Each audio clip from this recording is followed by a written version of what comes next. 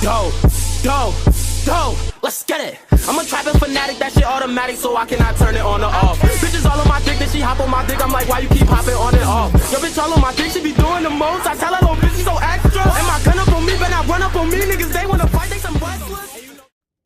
What if Yoichi Isagi was the son of the world's #1? This could drastically change the story, especially where we think it could begin at. I was going to do this story one of two ways, with the first version, of course, being what I initially wrote, but then discarded, which was the script where I had Isagi come in during the U20 match with Hitoshi Sei and completely destroy the U20 team that Blue Lock had created. But I figured we may as well have a little bit of fun with this one.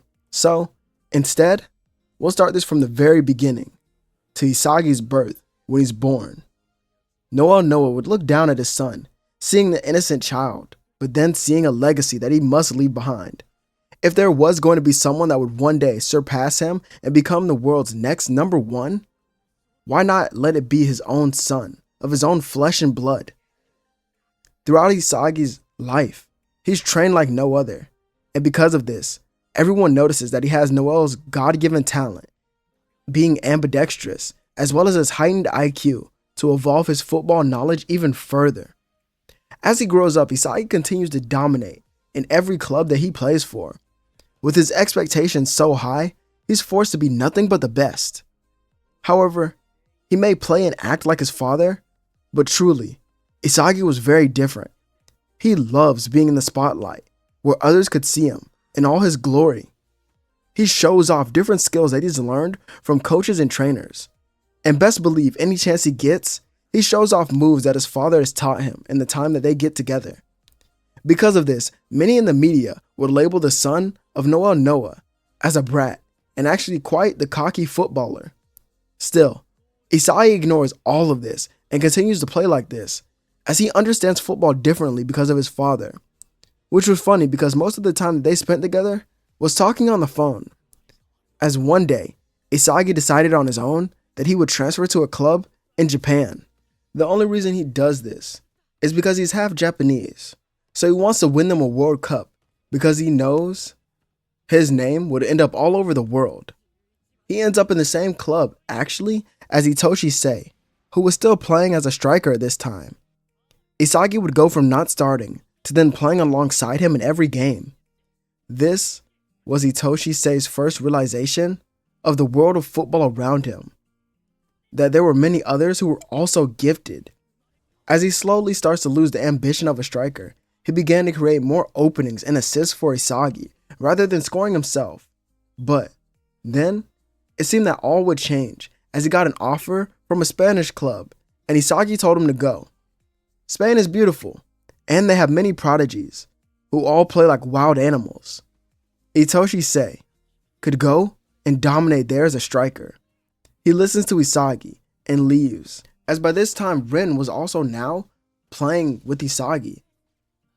He was their second string striker, but he admired the son of NOA.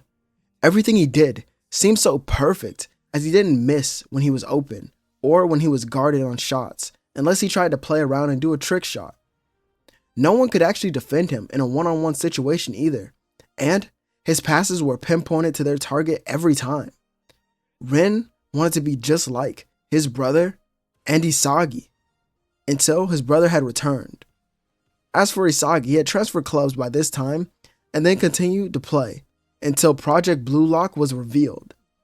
Isagi would call his father, asking for his approval to join, but NOA advised against it, knowing it would be a waste of time for Isagi. Isagi then complained, but his father continued to tell him no. Still, Isagi ends up leaving everything behind and joining Blue Lock. As many days will pass when he enters to see that many other people were actually looking at him. This was the son of NOA, the world's greatest striker currently. He was here. But why? Why was someone of his status in this room? Everyone continues to stare, wondering what he would say, as he hadn't spoken. He only steps through the crowd, walking up to Ego on the stage. Jinpachi Ego. You said that was your name, correct? Well, as my father's rival, I expect you to show me things unimaginable. Isagi walks in, not hearing the rest of the speech, only believing in ego. As now, when Blue Lock actually begins, Isagi isn't on any of the teams we know of. He actually plays in sort of the other wings for Team V, who matches against players like Shido, Karasu, Nanase, Hiyori, Corona, and others like that. As throughout these matches, Isagi dominates, scoring the most goal in the first selection with an average of 4 goals in each match. No one here would actually be even able to contend with him at all, as Isagi was already getting towards the world-class level, so everyone else would have to work up to it. He didn't seem bored with the first part, but he used it to develop his skills even further. That's the only real good thing about Isagi that his ego had noticed. He was a different type of player. His hunger to be the best seemed to be unmatched, as he already knows what the best looks like, so he won't be lazy until he reaches a level like that.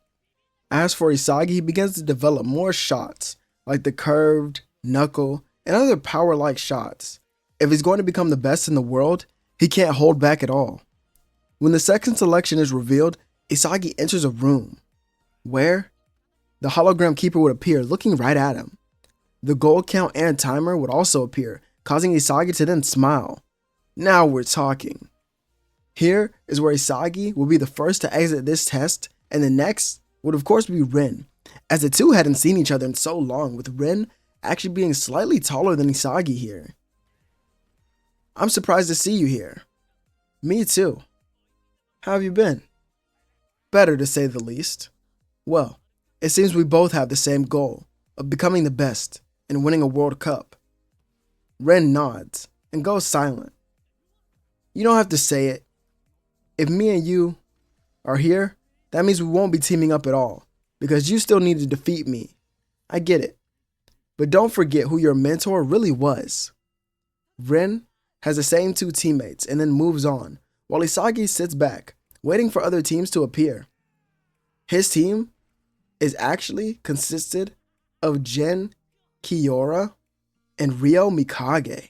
The team of 3 then makes it into the next area, where they would come across a team that had Hiyori and Karasu. Still, Isagi still does a clean sweep of them, not struggling at all, especially when the passes of Ryo and Jin are coming his way.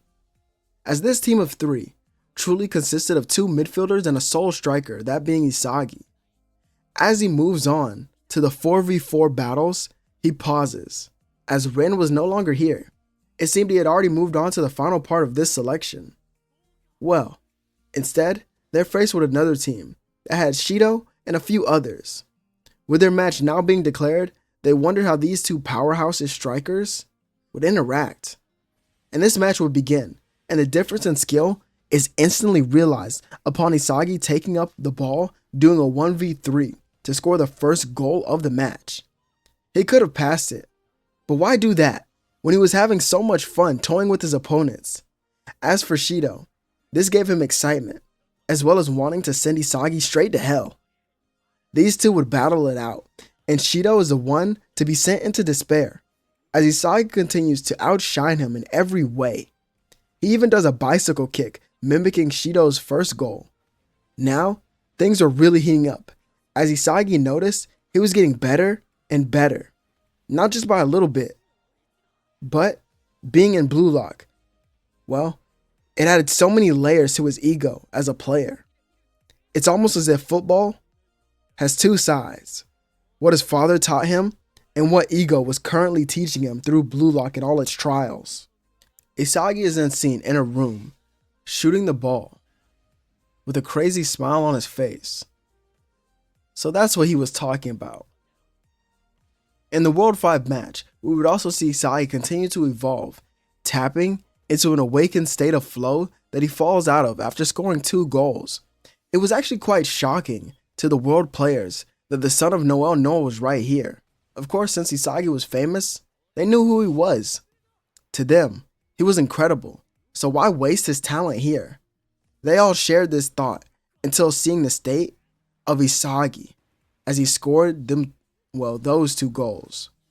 His smile widened and he played more like a star, flashy moves and shots would catch the attention of millions. Well, that would catch the attention of millions if it was being streamed currently. This state of flow would also be nicknamed the Showstopper by Julian Loki, who would say to visit him one day. They'd make a great team. Stepping through the next gate, Ego gives another speech on the goddess of luck and what the world of football really has in store for them. As now, they continue to, move on to the language portion, and then Ego has to go head to head with the higher ups, meaning the U20 match was already set in motion. I think the roster remains the same, except for Isagi being the sole striker, and I actually don't think Ren would even want to play the midfield, so Ego would have him there, but Ren would probably bench himself if he wasn't playing striker, which would lead to Rio actually starting here, if Ren didn't. The players then walk into the hallway, as they were ready, and Isagi sees an old face who he didn't believe was actually going to come. Itoshi Sei. The two didn't speak, as there was some animosity between them, with Sei wondering what he was doing here. In Blue Lock, the two teams step onto the field as Blue Lock begins with the ball and Isagi attacks alone. Figuring that this may happen, they had structured a lineup to support him. Isagi drops the ball to Rio and then dashed off into the defense, where he received a cross from him, trapping it with ease. His back was turned to Aiku, as now the distance between him and the goal was pretty far. As the real game would now begin. He fakes a spin getting around him and then shoots a power shot from the distance, scoring the first goal in minutes. This will be the tale for the rest of the match, as I think this version of Isagi just has too many weapons for the U20 defenders to stop at this point. As for the U20 team, they would put Shido in early to score more goals, only to realize that Isagi was still outscoring them. With all of this, I believe in this match, we'd see the true flow of Yoichi Isagi, the son of NOA, as the showstopper appeared once again.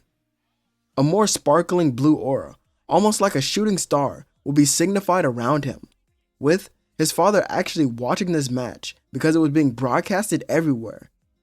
He looks more and more into this Blue Lock project because of it. As back to the match, Isagi pulls out all the tricks, metavision, different skill moves, enhanced shooting, body blocks, and even better trapping. He was the most complete striker Japan has seen in decades, as the boy was still young too, a teenager at that. As Isagi ends up with 4 goals, and you could say that Nagi or someone else would score one of them, with the U20 team only having 3. Japan cheers for Blue Lock, and Isagi is given an interview where he states to his father that this is the result of Blue Lock and his own ego, and this is just the first of its victories, as its main goal is still to win a World Cup, and Isagi will bring that to Japan. It's a promise. The crowd would roar to this declaration as many of Japan's people rallied behind Blue Lock, eventually leading to the Neo-Egoist League, where NOA would reveal himself. This shocks Isagi, as now he wondered where he should truly go. He may be his father's son, but now he wishes... No, he can't play like him. He has a different style in mind. Isagi would later be seen walking into the French wing with Shido, Nanase, Karasu, Zantetsu, and Tokimitsu, and many others. As in this story, Ren actually decided to go to Germany in order to train under Isagi's father to beat him.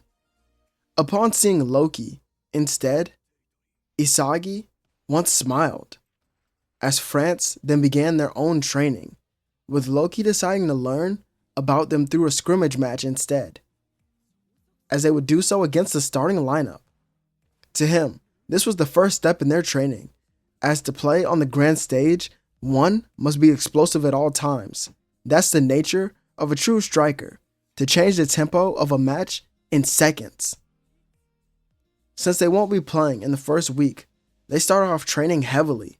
This is where Isagi learns of players like Choppy and Charles, as Charles actually becomes quite fond of Isagi's playstyle, and his passes link up with his shots like no other. But we see that Isagi's training really boosted his own ego and his mentality, as he loves to score and show off these flashy moves. Soon would come their first real test, playing against a very defensive team, Italy's Ubers. Loki would actually start with Isagi, with a lot of PXG's main players centered around him, as it ends up as a 4-5-1 type of formation with Isagi solely up top. Lorenzo already has it out for him, and this version of Italy wouldn't have Baru yet, so you can already see where I'm kinda headed with it. The match begins and PXG shows off their passion and their chemistry, with Isagi not even touching the ball for the first 5 minutes of the game. Lorenzo man-marks the son of the world's number 1, as Snuffy knows that they would need to stop him if they wanted to win this match. But that wouldn't work at all, as Loki speaks to them through their little earpieces, stating that now is the time to explode their offense to catch them off guard. Instantly, the ball is sent to Charles, and he looks around him, looking ahead, as he would then send it to someone else. Zantetsu bursted with speed down the midfield, receiving the ball and gets it to Isagi, who Lorenzo didn't even notice that he left open as he had disappeared in the shadows out of his peripheral view. Aiku then now steps up alongside Nico, but Isagi stills receive it, performing an impressive trap, followed by a monster volley shot. With that goal, Isagi is then subbed out, and the formation changes to fit Shido. As while on the bench, Loki tells him that that shot was impressive, but he needs to think a little more outside the box when shooting. Create a shot that can't be stopped. This is when Loki reminds him of his own technique, that many of the other masterclass strikers would also have, their own shooting techniques that are very hard to stop, as it only takes another world-class player to stop them. Isagi would nod, keeping this in mind, as now he watches Shido continue on the match, as Loki would allow Shido to actually finish it, with Isagi staying in the background. He wouldn't be worried, as now with this match out of the way, PXG can resume their training, and Isagi watches the other matches when he can. Especially the ones with Bastard Moonkin and their games, as his father was coaching Rin to new heights, but it seemed he was competing with another very, very good striker, that being Michael Kaiser. Isagi would already know of Kaiser since he's played for his father's team for a while. It's mostly like he's the false son of NOA, which made Isagi want to crush him right in front of his father's eyes. Once it was time for them to play another match, they went on to destroy Manshine City, as Isagi stayed in for the entire game, scoring a hat trick with his new skills, alongside his incredible dribbling. More than anything, he was becoming more and more of a complete player under Loki, who understood how to fuel his ego and take him to the next level. Isagi's rank climbs up to the top 3 after this match, and he tells Nagi not to wait up for him. If he wants to defeat Isagi, he can't lose until they play again one day. Now, Isagi waits as he plays in the Barca match, not only scoring 1 goal, but then letting Shido finish them off. The real match was now right in front of him, as days before the match, Isagi was seen walking into a room where Rin stood training. "Yo, Rin, it's been a while, huh? I figured you two wouldn't even be training together, so I'll leave a message for God's chosen emperor." What a foolish nickname. Tell him not to forget who the Blood Son is. Isagi then destroys Rin in a one-on-one before leaving the training field, as the next time they see each other will be on the field for the final match of the Neo Egoist League. And I think this match can only go one way here. First, Kaiser will show off a new weapon that surprises PXG's defense, earning him the first goal. But right after, Isagi attempts his own, as Germany's defenders would try and stop him, but Isagi was on a different level, even with NOA, who would obviously point out his son's weaknesses and his exploits, stating he has many tendencies to get flashy. But that couldn't do anything, as even Gagamaru couldn't predict what would happen next. As in the same fashion of NOA, Isagi becomes very logical, taking a straight path all the way to the goal and dribbling, only using minimal and effective moves, as it seemed he had almost become NOA. And then, out of nowhere, a shot rockets into the back of the net as Isagi lifts his head, showing off his own metavision, stating that this was the power of the true sun. Loki and NOA would sit in silence for a minute until Loki began to clap his hands. Your son is something else, you know that? Even when he states he wants to shock the world with his goals, what he truly wants to do is impress the world's current number one. And with this realization hitting NOA, he looks to Isagi, who had entered a state of flow, almost seeming perfected in it. As Kaiser scoffs, telling Ness to get ready for the next one, but it seemed that they wouldn't get a chance, as Kaiser would be man-marked by Isagi, as each time he shoots, it was blocked, or he would steal the pass, leading to Ren getting his own shot, but it was deflected by the keeper. The reason for Ren's slow evolution while playing for Germany was really due to him being all on his own. He wouldn't have someone like Charles, who he has in the original story, or someone like Hayori, who Isagi had used. And he wouldn't have players like Yukimiya also kind of helping him. It would really just be him against everyone else, as it would sort of be like another Kunigami on their team, another wild card who could score goals, but it would be very rare for him to do so, especially with Kaiser and Ness always working together to remain the top dogs in Germany's team. As another one of Kaiser's shots will be blocked, he then notices that, Choppy has the ball, leading to Isagi now having it, and he rips through the Bayern Munich defense. And with Charles right next to him, this duo will be on a completely different level. With Charles stringing along their passes, Isagi becomes a dangerous threat on the field.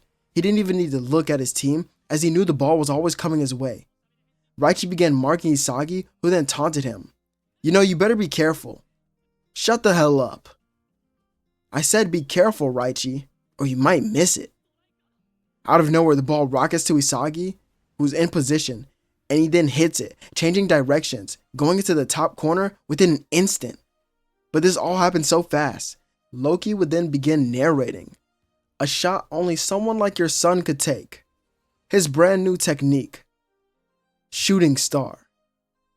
Germany's team then begins to fall apart, with Kaiser not delivering and Ness losing the ball on multiple occasions, which eventually leads to Isagi's next hat trick, making him the number one ranked in the Neo-Egoist League for its conclusion, as we don't know what happens yet after, but I'll leave it off here, as I hope you all enjoyed the story so far, and if you did, consider subscribing, as this is Zero, and I'll catch you all on the next one.